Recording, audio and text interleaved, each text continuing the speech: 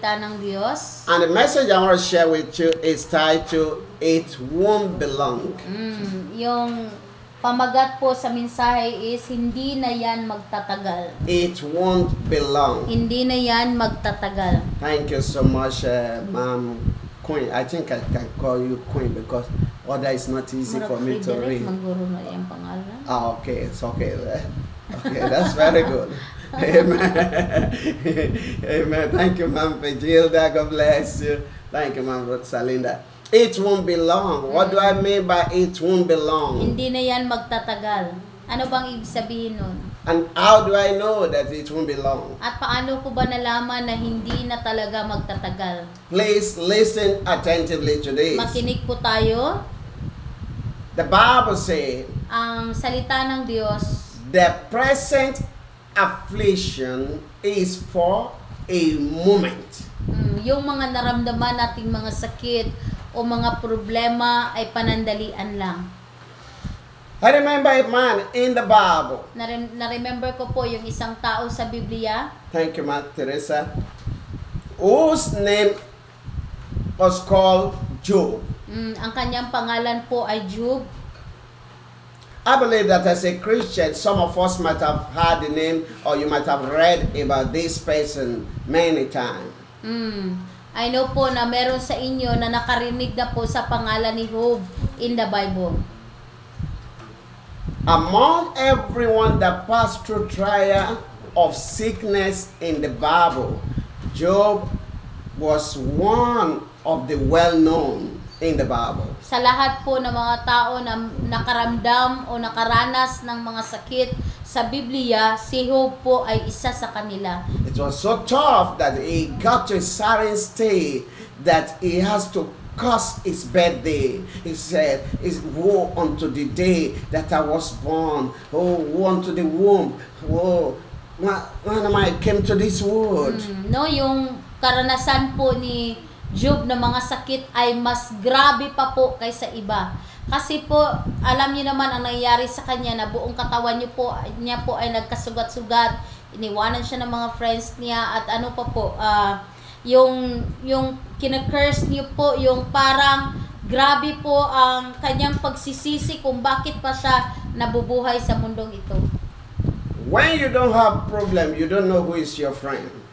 Kapag wala kang problema, hindi mo kilala kung sino talaga yung friend mo. Because everybody will appear to you like a friend.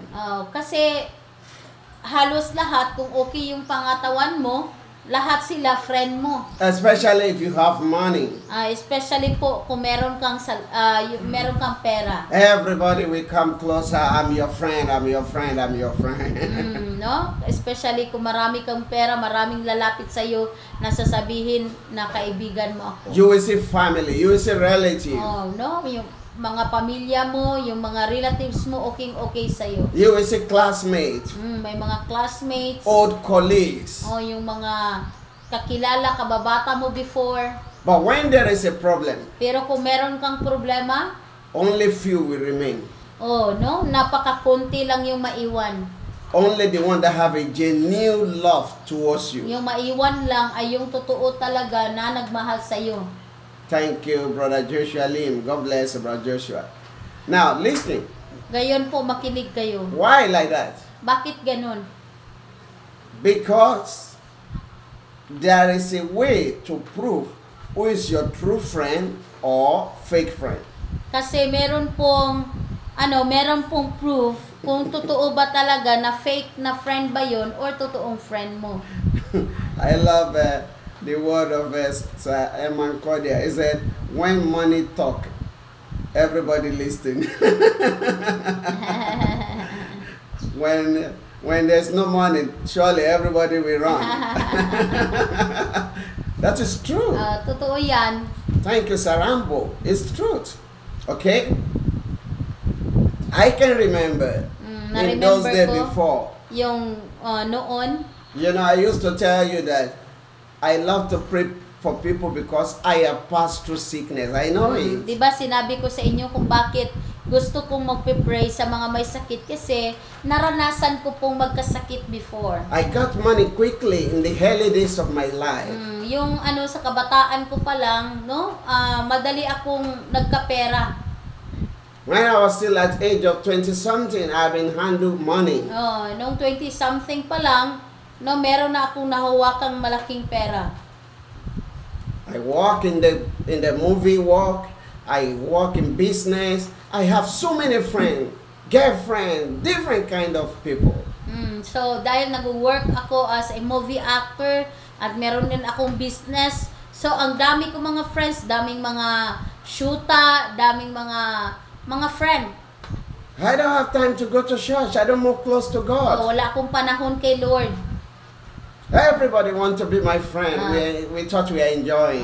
Akala ko, nag-enjoy ako kasama yung mga friends ko. But when I got an accident, pero nung na-accident ako, the friend run away. No? Lumalayas yung mga yung friends. Only few remain. Mga iilan na lang ang naiwan. I cannot walk that Hindi time. na ako makalakad that time. I cannot use my leg to walk. Yung mga paa ko, hindi ko na magagamit para sa paglakad. Remember, what I'm talking about is it won't be long. Huwag niyong kalimutan, ang pamagat sa mensahe na to ay hindi yan magtatagal. Ladies run away. No? Hiniwalayan ako ng mga girlfriends ko. Friend, mga bakada run away. Yung mga barkada ko, nawala na, iniwanan ako. Just only one came to invite me to church. Merong isang kaibigan na lumapit sa akin, na nag-invite sa akin sa church. And God rescued me. At dahil doon, no, ni-rescue ako ni Lord. But what I want trying to say, pero ano ang gusto kong sabihin? during that experience, Yung panahon na ako ay nagkakasakit. it seems it's going to be very long. No, sa akala ko, mas lalo pang tumatagal. That's one of the things I knew about sickness. Yun ang nalalaman ko tungkol sa sakit. When someone's sick, Kapag ang isang tao ay nagkasakit, one of the worried you'll be experiencing is when is it going to finish? yung pag-alala mo is kailan ba ito matatapos? How long it will be? Gaano ba ito katagal? I've been to the hospital. Galing na ako sa hospital. I've tried many doctors. Tinatry ko na lahat ng mga doctor. Pastors have prayed for me. Nagpe-pray na yung mga pastor Apostle sa Paul akin. have prayed for me. Si Apostol Paul nagpe-pray sa akin. How long, Lord? Paano ba ito? Gaano ba ito katagal? I understand you. Naintindihan kita. That's the feeling of everyone who passed through like that. Yun ang feeling sa mga taong naka-experience ng ganun. 1 week of sickness can make somebody feel that it's almost a month or a year. No? Yung mga sakit na almost na po isang taon o more than pa. God bless Ma'am Let. But one truth is this. Pero ang totoo, Okay, Ma'am Vegeta, we'll be praying for her. Honey Rose, I will be praying for that. Okay, one truth is this. Ito po ang katotohanan. Your time is in the hand of God. Yung oras niyo po ay nasa kamay ng Diyos. When Job was passing through his home, Nung si Job po ay nagkasakit, the wife ran away. iniwanan siya ng kanyang asawa. Friend disappointed him. Na-disappoint siya sa kanyang mga kaibigan. Welcome, Ma'am Shara Yuda. God bless you. They told him, if you are a genuine Christian, if truly you are not having secret sin, you're not supposed to be passing through this. Sinabihan si For Job, na sabi ng kanyang mga friend, kung hindi ka gumagawa ng mga secret na mga kasalanan, hindi ka magkaganito. Amen. Thank you, Ma'am Linda. But the truth Pero ang katotohanan, is that those friends, yung mga friends they niya, don't see between Job and between God and Satan. hindi nila nakikita, no, na merong Satan, no, na nandyan si Job at nandyan din si God. They don't see what's going on in the spirit realm. Hindi nila alam kung ano nangyayari talaga spiritually. At that moment, Nung time na yun, God bless the great woman of God, Pastor Define Grace. Thank you. At that moment, sa time na yun, the man called Job himself doesn't know. He doesn't see what's going on. Si Job mismo hindi niya alam kung ano ang nangyari. But something was going on in the spirit realm. Pero merong nangyayari spiritually. God was so boastful of Job. Si God po, napaka-proud ni Job. And say, you see Satan, I told you, Job will never disappoint me. Yun ang sabi ni Lord kay Satan. Alam ko, Satan, na si Job, siya ay aking lingkod at hindi niya ako idismaya. He will never run away from me because of that problem. Dahil kahit sa problema na yun, hindi siya lalayo sa akin. Yeah, we're gonna pray for you, Paul. And Satan is saying, are you sure? Okay, let me give him headache. Okay, tomorrow I'm gonna give him diabetes. Another day, I will give him kidney problem. So you will see if he will run away or not. Kaya sabi ni Satan, sige, bibigyan ko siya ng diabetes, sakit ng ulo. Tingnan natin kung hindi siya lalayo sa'yo. And God said, okay, we shall see. Sabi ni Lord, okay, tingnan natin. And Job doesn't know. At hindi alam ni Job kung anong conversation ni Satan at ng Diyos. God is proud of him. Dahil po napaka-proud po ni Lord kay Job na siya ay isang faithful na lingkod ng In Diyos. the process of that, even the wife will come and say, look at you. If you are serving the true God, why are you passing through this? Come on, mock that God and die. Let it finish there. Amen. So, yun ang sinabi yan ang sinabi ng asawa niya, i-curse mo yung God mo kasi yung God mo ang dahilan kung bakit ka nagkaganito. When you are passing through challenges, something like sickness, even the person that is very close to you, even your best friend, even someone you don't expect that can disappoint you, may disappoint, may say something that can hurt you. Don't be disappointed. Don't be hurt. Understand that God is doing something behind the scene. Amen. Kung meron mang mga taong nananakit sa iyo dahil sa iyong mga nangyayari sa iyong buhay, kailangan niyo pong maintindihan na meron pong ginagawa si Lord sa inyong buhay na hindi ka pinabayaan ni Lord. Yeah, you are right, Paul. Placida Elano. That is true. That is true. But God is still with you. Nandyan si Lord sa iyo. God will never leave you. Hindi ka pabayaan ni Lord. He is the God that will never forsake you in the time of trial. Hindi ka pabayaan ni Lord sa panahon ng iyong mga pagsubok. He sent me to come and tell you Si Lord po ay nagpadala sa akin para sabihin sa iyo that the pain you are feeling now is just for a while. yung mga sakit na naramdaman mo is just for a while. God bless you, Salaberio. Thank you, Gloria Perata. God bless you, Paul. God bless you. He sent me to you to tell you that it's not going to be long time. Amen. Ako po ay pinadala ni Lord para sa iyo na sasabihin sa iyo na hindi na yan magtatagal pa. Oh, Apostle, you don't know that it's already long time already? Hindi mo alam, Apostol, na long time na tong sakit ko. Thank you, Ma'am Amin. God bless you, Paul. Yeah, it's long time already, but it's not going to be long as that for you to be healed. Alam ko na may iba sa inyo tumatagal na yung mga sakit na yun, pero hindi na yan mas tatagal pa. God is faithful. Kasi ang ating Diyos ay faithful. Yes, ma'am. That brother will be healed. Don't worry, ma'am. Amen. Amen. God is ever faithful. Ang Diyos po natin ay faithful. Trust in Him.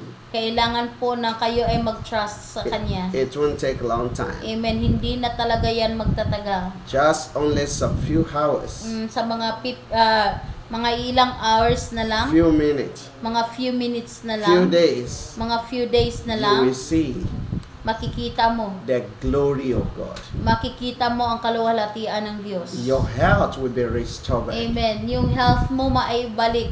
The Bible says, ang sabi ng word ni Lord, after all the trial, after sa lahat ng mga naranasan mo, the life of Job become better in a double way than before. Amen. After po sa mga naranasan ni Job na mga sakit, mas gumanda pa ang kanyang buhay kaysa before. There is something great God will do for you. Amen. Meron pong mga mga bagay na great po na gagawin ang Diyos sa iyo. Soon and very soon. Hindi na magtatagal. You will have a good testimony. Ikaw ay magkaroon ng magandang testimony. Amen. Amen. Blessed all glory be to Jesus. Thank you, Sir Rambo. We'll be praying for your wife. Soon and very soon, Hindi na po magtatagal. you will become instrument that will bless the life of other people. Amen. Ikaw po, ang buhay mo ay magiging instrumento para magiging blessing sa iba. It won't be long. Hindi na yan magtatagal That pa. your wife will be healed. Amen. Yung asawa mo ay pagalingin ng Diyos. That your husband will be healed. Yung husband mo pagalingin ng Diyos. That your Lola, your Lolo, that one you are thinking, you are sad about the health, Jesus will take control of it. Amen. Pagalingin ka ni Lord. Those children will become happiness to you. Yung mga anak mo magiging happiness sa iyo. Your sickness will never be seen again. Amen. Yung sakit na yan, hindi mo na yan mararamdaman pa. In the name of Jesus. Sa pangalan ni Jesus. Let us pray. Mag-pray po Father in tayo. heaven, I bless your name. I give you all Amen. the glory for your word you have sent me to these Amen. precious people. Thank you, faithful Jesus, for your presence and your power in this place. Thank you for Amen. you're going to heal plenty people today. I give you Amen. praise for you are walking on it right now. Amen. Oh, hallelujah, Jesus. We appreciate you for the people you healed yesterday. Oh, Amen. Christ, in the my Bible says you are the same yesterday, today, and Amen. forever. Arabo bobo sende keteria hai sinda. Ureli ma ai sende keteria ai steli madanta. Urabo bo sheli mapo. By the authority in the name of Jesus Christ, I release the healing anointing. I command the power of God, the power of the Almighty God. Now, fill the life of these precious people. Amen. Father, reach out to them. Break every Amen. chain in the name of Jesus. Ma bo bo bo bo ra ba ba ba ba shende keke Christ shele ma bo bo bo bo shenda in the name of Jesus, in the name of Amen. Jesus, in the name of Jesus. Everyone that Amen. connected online right now, I destroy every chain of Satan, every chain of sickness, every Amen. yoke of the devil by the power in the name of Jesus. I command that sickness, lose your grip. Get out of them and go to hell. Raposhinda. By the authority in the name of Jesus. Be healed. Be Amen. healed. Be healed. Be healed. Be healed. Be healed. Receive your healing. Thank you, faithful Father. We thank you, mighty God. We give you praise in Jesus' precious name. Amen and amen. Glory be to God. Glory be to God. The Lord has started another great work. I can see miracle flowing. The anointing is moving. Oh, Rabo Shinda. Oh, hallelujah, hallelujah, hallelujah. Somebody, when I was ministering, somebody was having a back pain. Check now. That back pain has been, healed totally. Amen. It's I-check niyo gone. po yung It's gone. sakit niyo sa likod ay nawawala na. Hallelujah, Jesus. Thank you, Holy Spirit.